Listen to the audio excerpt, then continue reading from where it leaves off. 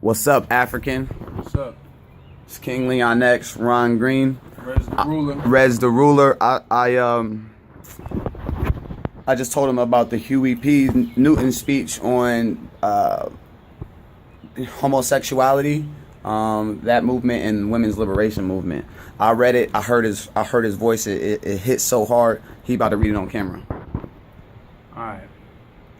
During the past few years, strong movements have developed among women and among homosexuals seeking their liberation. There has been some uncertainty about how to relate to these movements. Whatever your personal opinions and your insecurities about homosexuality and the various liberation movements among homosexuals and women, and I speak of the homosexuals and women as oppressed groups, we should try to unite with them in a revolutionary fashion. Preach. I say, whatever your insecurities are, because as we very well know, sometimes our first instinct is to want to hit a homosexual in the mouth, right, and want a woman to be quiet. We want to hit a homosexual in the mouth because we are afraid that we might be homosexual. And we want to hit the woman or shut her up because we are afraid that she might castrate us or take the nuts that we might not have to start with. We must gain security in ourselves and therefore have respect and feelings for all oppressed people. We must not use the racist attitude that white racists use against our people because they are black and poor. Many times the poorest white person is the most racist because he is afraid that he might lose something or discover something that he does not have. So you're melanin. So you're some kind of threat to him. This kind of psychology is in operation when we view oppressed people and we are angry with them because of their particular kind of behavior, i.e. bedroom behavior, or their particular kind of deviation from the established norms. Remember, we have not established a revolutionary value system. We are only in the process of establishing it. I do not remember our ever constituting any value that said that a revolutionary must say offensive things towards homosexuals, or that a revolutionary should make sure that women do not speak out about their own particular kind of oppression. As a matter of fact, it is just the opposite. We say that we recognize the woman's right to be free. We have not said much about the homosexual at all, but we must relate to the homosexual movement because it is a real thing. And I know through reading and through my life experience and observations that homosexuals are not given freedom and liberty by anyone in the society. They might be the most oppressed people in the society. And what made them homosexual? Perhaps it's a phenomenon that I don't understand entirely. Some people say that it's the decadence of capitalism. I don't know if that is the case. I rather doubt it. But whatever the case is, we know that homosexuality is a fact that exists, and we must understand it in its purest form. That is, a person should have the freedom to use his body in any way, whatever way that he wants to. That is not endorsing things in homosexuality that we wouldn't view as revolutionary. Let me repeat that. That is not endorsing things in homosexuality that we wouldn't view as revolutionary. But there is nothing to say that a homosexual cannot also be a revolutionary. And maybe I'm now injecting some of my prejudice by saying that even a homosexual can be a revolutionary. Quite the contrary. Maybe a homosexual could be the most revolutionary. When we have revolutionary conferences, rallies, and demonstrations, there should be full participation of the gay liberation movement and the women's liberation movement. Some groups might be more revolutionary than others. We should not use the actions of a few to say that they are all reactionary or counter-revolutionary, because they are not. We should deal with the fabrications just as we deal with any other group or party that claims to be revolutionary. We should try to judge, somehow, whether they are operating in a sincere revolutionary fashion and from a really oppressed situation. And we will grant that if they are women, they probably are oppressed. If they do things that are unrevolutionary or counter-revolutionary, then criticize that action. If we feel that the group in spirit means to be revolutionary in practice, but they make mistakes in the interpretation of the revolutionary philosophy, or they do not understand the dialectics of the social forces in operation, we should criticize that and not criticize them because they are a woman trying to be free.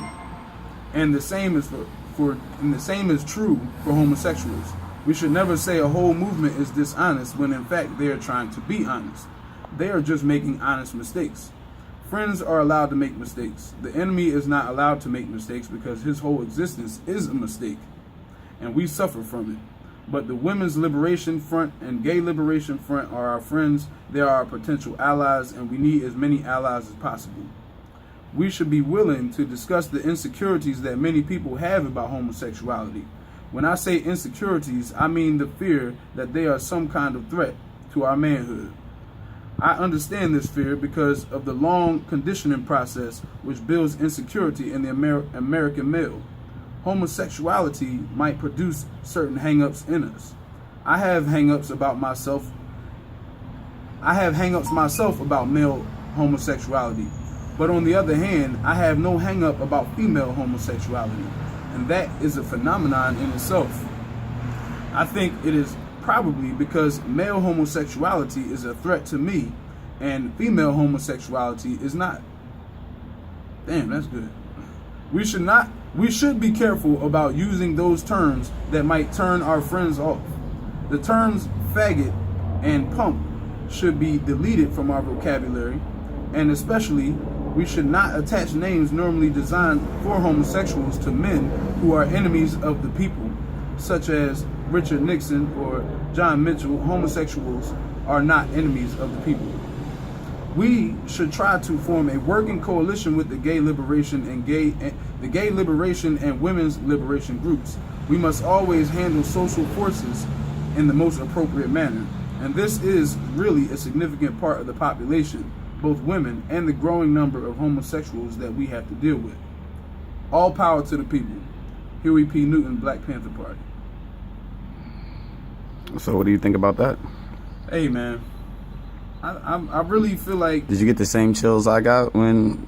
Because it doesn't the change. manner and... Yeah. It's so appropriate, This man. was 45 years ago. Yeah, and it's like we still dealing with the same issues. It's like the more things change, the more they stay the same. You know what I'm talking about? It's like we seek this revolution or so-called evolution, but the more we seek it, like the more we place ourselves back in the place we started from. You know what I mean? It's like a place of just distrust, hate. Like, I mean, I feel like we need to trust each other. That's what me and you've been talking about this whole time, is the trust issues and everything. I mean, most people, you don't even trust yourself. You know what I mean? Mm-hmm. Let alone be able to trust your brother.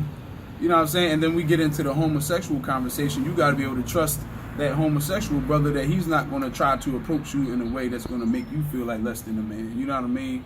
It's like we need to establish that bridge, or reestablish it, I'll say. Right. We had it at one point, man.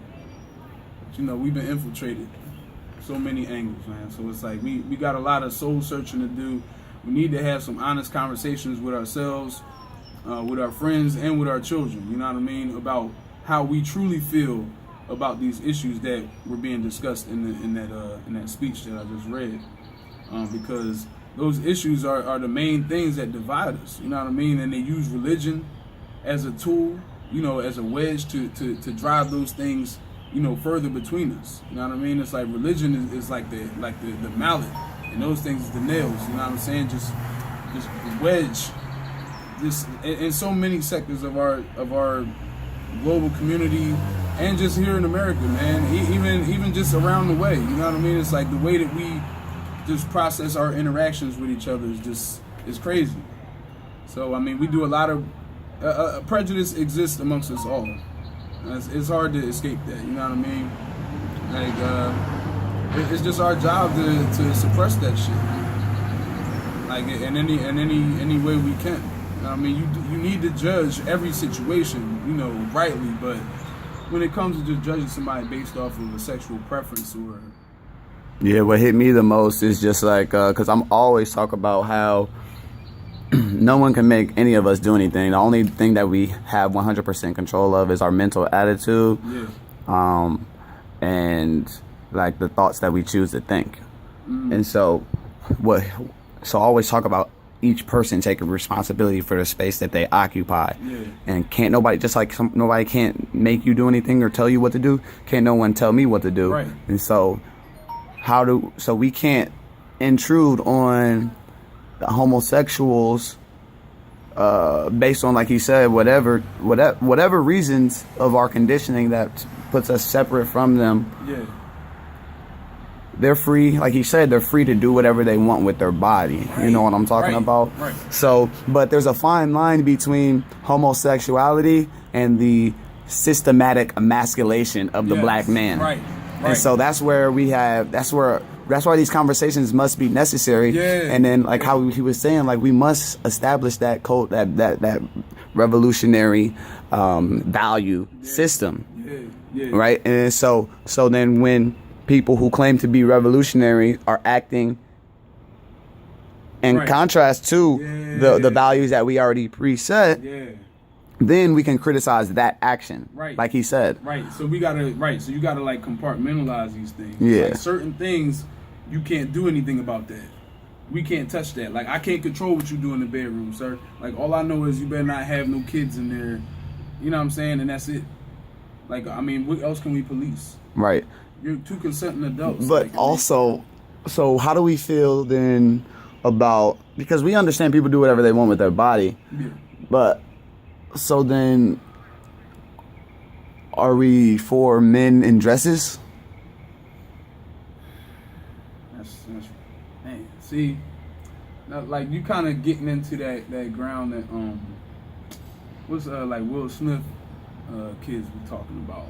You know, that's why he's like kind of wearing the dresses and all that shit, because he's trying to say like, you know, society is putting these barriers on your mind as far as like even what a man is, period. You know what I'm saying? Let alone what a man or woman can wear or adorn themselves with. I mean, but these, I mean, that's what I'm saying. The dresses, like these are like our identifiers. I feel like, you know, societal like identifiers like for us. And you know, when we start to muddy the waters, like, you know, as far as what we wear, men in skirts and kilts and dresses and everything, you know what I mean? I don't know. I don't know how I feel about that yet. Because that's the same thing they say in the church with women wearing pants and stuff. You know what I mean? It's like, oh, women shouldn't wear pants because that's a man's thing. I mean, so it's like, how far does the policing go? That's the whole problem. Right. So then that was great feedback. So then that moves me towards just compassion. You know what I mean? Because our level of understanding and awareness allows us to be in it and above it. And what I mean by that is to deal with the day-to-day situation of being black in America with all these different conditionings that we have, all the stuff that we have to go through. Be in it and present and be able to identify systematically what's going on is what allows us to be above it. How we're able to recall experiences or things and connect the dots and not be so attached to our conditioning. Because I look at it like, cause for real, men in dresses, yo, that shit freaks me out. I'm not even gonna lie. That shit freaks me out.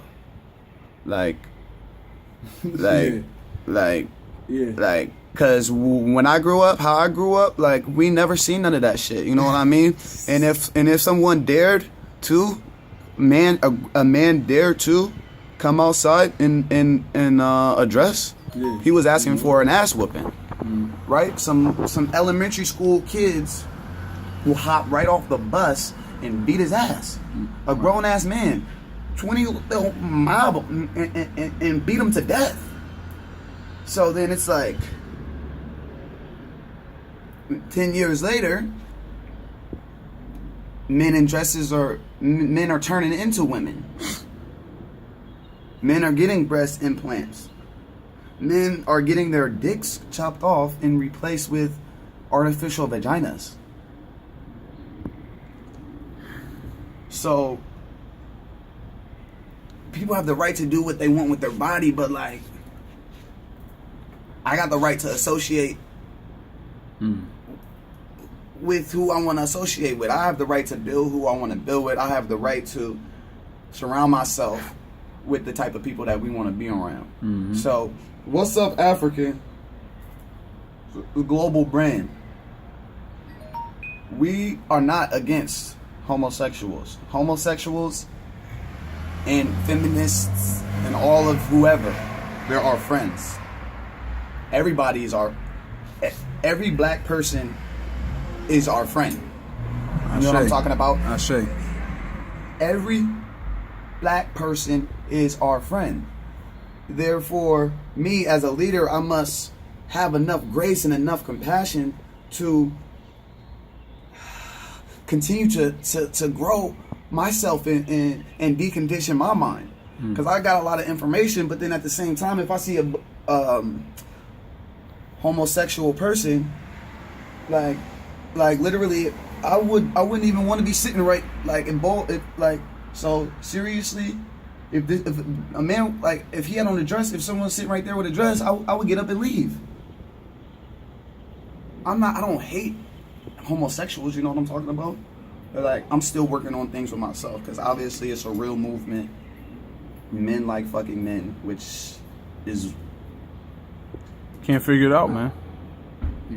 It's mind blowing. You can't understand. But check this out. I have a lot of conversations with homosexual men, though. Because how do you know that they're homosexuals? They're walking around looking like blades. I mean, looking... Conditioning, see? They're walking around changing they change their voice to sound like a woman, like they're it's not how their voice sounds. They're trying to sound this way. And they do all these different things. And so I asked a lot of them, though, when I see them, I'm like, yo, bro, what's up, African or whatever, like, I asked them, like, yo, what made you want to be gay? Like, or do you actually have sex with men? Like, do you actually have sex with men? Mm-hmm. And oftentimes, a lot of them say they never had sex with a man at all. Wow. Right?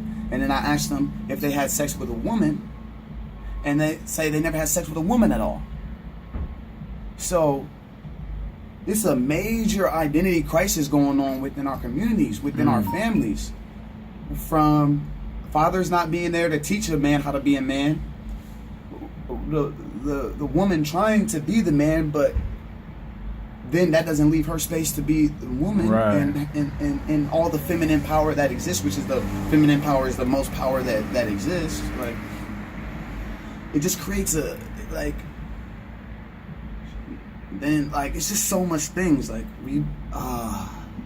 all I know is, if you about this What's Up African life, if you about ensuring the longevity, prosperity of our race, our royal bloodlines, making sure that our great-grandchildren's great-grandchildren are in a position of power. Hey, how you doing, Queen? Peace. Do they have you guys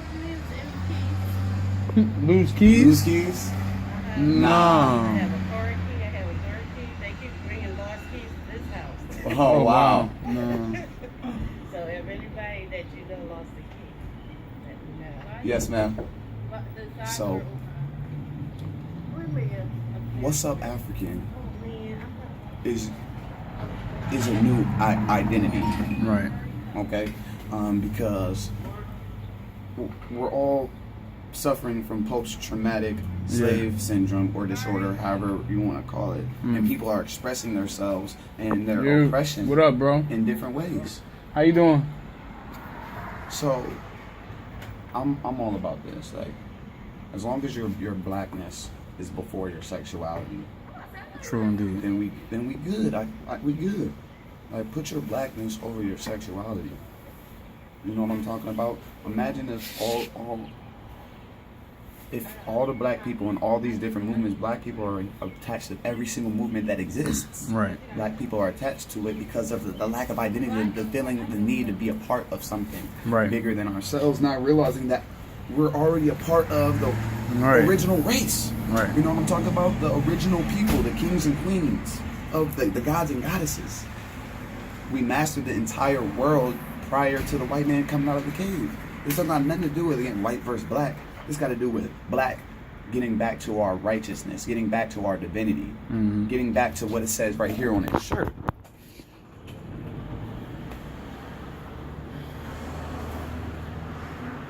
That's what it's all about, man. Like, cause, Reclaim it. and so, I still don't,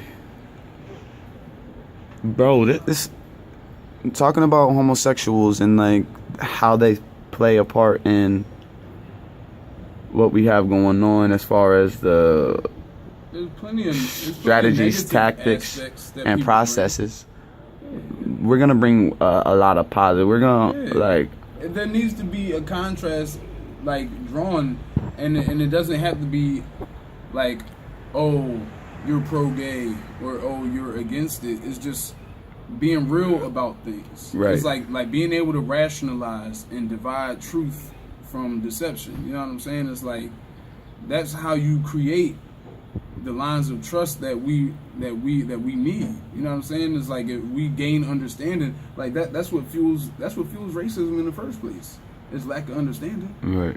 So we operate in the same ignorance that fuels the thing that we fight against. The more that we continue this negative dialogue about our brothers and sisters at the end of the day who have been, like, even if you want to talk about the gay agenda, the way like so many like fanatics talk about it, I don't even want to, it's just, I'm not going to talk about anybody specifically. It's just there's a lot of people in this so-called conscious community, quote unquote, you call yourself conscious, but it's like you still falling victim to the conditioning, devices, the tools, and everything is being used against you because you're being conditioned to hate somebody based on a condition that you don't even yet understand, nor do you even care to gain understanding about where it comes from. Because the same way that, you know what I mean, like people, I mean, how do you think it happens when you go to jail? You know what I'm saying? Like people go in there and they end up just enjoying their experience and shit after a while, or it's like they don't, not that they enjoy it like outwardly, but it's like they don't understand the pleasure they receive from it. It's like, I know I'm not supposed to feel this way. So it's like when you understand that it's a mental issue, you know what I'm saying? If you take a more scientific approach to it, I'm not saying it's natural, like they're born that way, but let's get to the bottom of it. That's all I'm saying. Like, have some compassion and understanding for the people who are dealing with these things. If you want to say that the Europeans like infected us with it, or they introduced it into the African mind. You know what I'm saying? If that's a strictly European concept that's been introduced amongst us, then it still goes back to the things that we're dealing with now, and it's all systematic. So I mean, if we're not looking at it and breaking it down and being real about it, then how can you ever really achieve this revolutionary, like this goal that we have?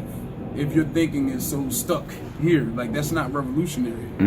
That's why we got to be in it and above it. You know what I'm talking about? Exactly. We got to see both sides, bro, because like, man, it's crazy, dog. Because like, man, I got love for all my black people. You know what I'm talking about? Yeah. Even the ones who don't even understand what we're doing. Yeah. I love all my black people, yo. All my Africans. Yeah, man. Once we attach to that concept, man, it's like it doesn't matter where you're from, where you were born. It's like if you have this tint to your skin, like you have this phenotype, it's like that's the type of African you are. Like, like we're Americans. We're American Africans. Right. What's up, Queen? How you? Have a good day. Yeah, I will. Right, you will. My bad. Peace. Yeah, but Africans born in America. Yeah, we're Africans born in America, man. Africans living in America. Yeah, and our thinking is Americanized. Right. Like our thinking is not like our brothers in Africa, like in the other African countries. Or in South America, anywhere. Yeah, it's not. Our American consciousness is completely different than everywhere on the globe. Even I would say even state to state. Right. Like our African American or our Americanized African consciousness. You know what I'm saying? It's like we're a brand of Africans, but we're all Africans at the end of the day. You know what I'm saying? You born in the UK? What did it stop? It's still recording. Flash just. Yeah, like you born in the UK, then you're I guess you're a European African, like a Europeanized African. Like it's like all about your mindset, man. Like if you identify with that shit, then that's what you are. Like, you know what I'm saying? Like we're trying to reorient the minds of all Africans. It's like we gotta break down like all the barriers that's been put up, like these dark powers and principalities that we're fighting against. Like it's deeper than even the skin color of the oppressor. It's like it's a because yeah, man. I'm glad you said that, dog. Because like at this rate, like white people, not the enemy. You know what I'm talking about? Yeah. But white people aren't the allies either. You know what I'm talking about? They exist and we exist. Sure. You know what I'm talking about? They have all their own shit. Yeah. In their existence. Right. Asians exist too. Asians have all their own shit. China. Well, I was gonna say China, but that's Asian. Everybody has their own shit except for us. Right. So it's not about anti anything. Right.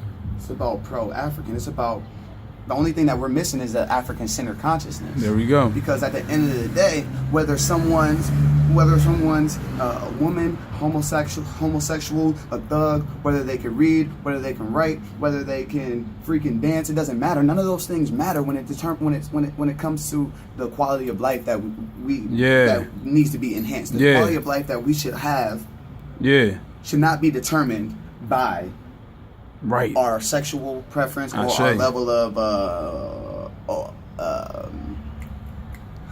like our level of whatever, like our awareness, level of acceptance, cultural acceptance, all these types of things. Just the fact that we exist, just the fact that we exist, means that our birthright is sound health, peace of mind, freedom from fear and worry, a labor of love, harmony in human relationships, capacity for faith, hope for achievement, material riches of our own choice and quantity, and most important, a positive mental attitude. We can't have a positive mental attitude we can't keep a positive mental attitude if there's an enemy within. So we're gonna end this video letting everybody know what's up, African. What's up? Is out here inspiring people to go to war with themselves. Go to war. If you won't go to war with the limiting beliefs and the conditioning that outside has placed on us. Right? Once there's no enemy within, the enemy outside can do us no harm. Once there's no enemy within, the enemy outside can do us no harm. Discover your divinity, black people. I think once we have the information that we're supposed to have and have the once we have our proper identity, our biggest problem is solved. Bottom line. That's Miles Monroe. He said, once we have our proper identity, our biggest problem is solved. Everywhere across the globe, white people are called white people are called the majority, and black people, who that's their native land, is called the minority. Right? There's 350 million white people on the planet. There's 4 billion black people. Right? 350 million, 4 billion. Right? There's 4 billion Africans who look like me and Ron Green and our moms and sisters. Right? But we all feel separate from each other. So as long as we feel separate from each other, we can't unite. We can't unite and have, because check this out. We were systematically placed in this conditioning, so we have to systematically recondition ourselves. We have to systematically ensure that after I'm gone, after Ron Green's gone, the message does not get tainted. You know what I'm talking about? We gotta ensure those things, and the only way we're gonna do that is with the tactics, strategies, and processes that we've developed here. What's Up African and Born Royalty, and we out here making the change. We are the brand. We have to be the change that we wish to see. I say. Right? We have to be the examples, and so that's why we got to document these critical conversations to inspire the masses. You know what I'm talking about, and inspire these conversations to be had all over the globe. Because once we start having conversations about things that really matter, right, then we can move forward. But great minds or small minds discuss people, individuals. Small minds discuss individual people. Average minds discuss events. Great minds discuss ideas. Right? What is the media? What is television, the idiot box, push at you all day to talk about? Damn people. People. Every time I'm where my brothers and sisters are at, and I listen to the conversations that are in these groups, they're discussing people. Arguing over who's better, LeBron James, Kobe, or Michael Jordan. Passionate arguments, ready to fist fight each other. Talking about the Kardashians, people talking about Kerry Washington as if her name is really Olivia Pope. Right? I don't even watch TV, and I'm forced to know about all these things, right? Based on just observing and listening to the conversation. So the conversation that we bring to the table, What's Up African? When they see our shirts, they say, oh wow, that's strong. That's power. Right? When they see the hella black, hella proud shirt, and they see us out here with the RBG flag, that creates a conversation about what? About an idea. What's Up African, man? It's an idea. It's a whole concept. They don't hear us though. I'll let you. Any last words or feedback? I mean, you said it all, man. I don't even really want to step on what you said, man. It's really that simple. It's just all about reorientation of your mind. Like, getting back to your African mind. It just is what it is. I ain't talking about we going back and living in the bushes and all that stuff like that. How people normally think of when you think of Africa. It's not about going back and trying to live how they live. It's just understanding the concepts that they operated on and applying them in a very modern and relevant way. Right. I'm not trying to get you to overhaul your entire wardrobe and dress like freaking Power Rangers or dress like Shaka Zulu, man. It's like, that's why we doing it on t-shirts, man. I would love to be able to use t-shirts that have all materials that were used and manufactured by